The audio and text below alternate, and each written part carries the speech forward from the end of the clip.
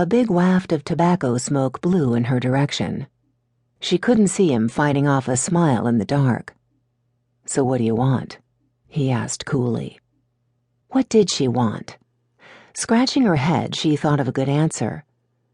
"I wanted to apologize for upsetting you, I suppose. I wanted to apologize for any illusions of sticking my nose into your dig. I did not elect to come here. I was asked to. It was an arrangement between your university and mine, and I had no say in it. Like you, I'm doing as I'm told." "I know that." "I'm sure you do, but I wanted to clarify my position. I'm not here to overthrow you." "I know." "So why are you annoyed?" "Who says I'm annoyed?" He was a stubborn man, abrasive too. She shrugged her shoulders, her irritation growing. "It's obvious you're not happy with my presence. I assumed it was because—" "Don't assume anything. You don't know me." His hostility went overboard, and she found herself on the defensive. "Whatever," she snapped. "I just wanted to tell you that I'm here to do a job, and that's all. I'm not promising any results, though. I could just as easily walk away from here and you'd be just where you were when I arrived. I'm sorry if my presence upsets you, but I can't do anything about it, and I'll do my best to be as little trouble as possible." She started to walk away. Burton took a big puff on his cigar. "You didn't tell me. How do you intend to find my tomb?" She paused, watching him stroll toward her with a cigar hanging out of his mouth. "By looking at your data, and other things." "What other things?" She smiled thinly. "If I told you, then you wouldn't need me, would you?" "I don't need you anyway." Her smile vanished.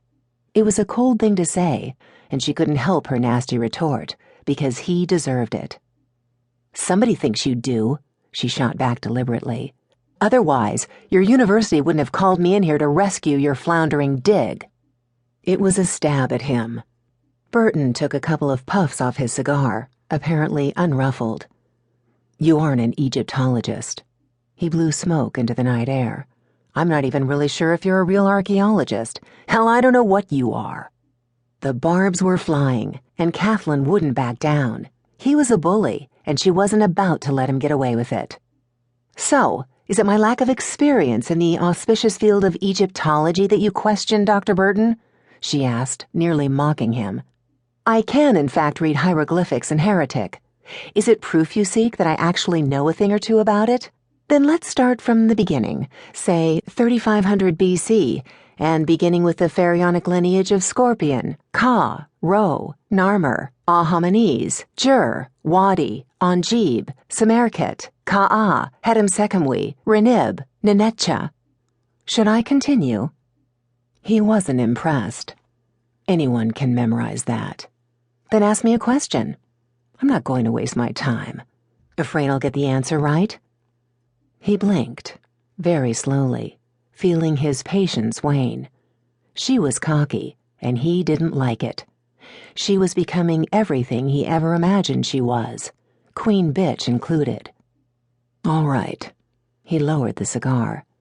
"Tell me something about the 13th dynasty, if it'll make you happy." She didn't hesitate.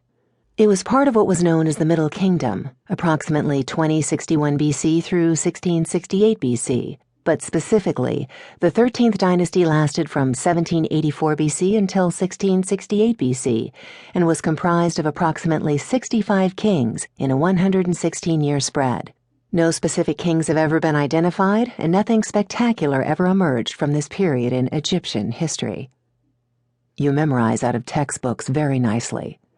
Isn't that part of what going to school is all about, learning what's in your textbooks? The real trick comes in recalling it 12 years after you learned it. He puffed on his cigar. "I'll give you a couple of weeks," he finally said. "If you haven't found anything by then, I want you out of here. And if you turn my dig into a circus at any point during that time, I'll throw you out myself, and to hell with the university. Is that clear?" Kathlyn was so mad she could spit. "Take it up with McGrath," she growled. "I'm not the one to make the decision either way.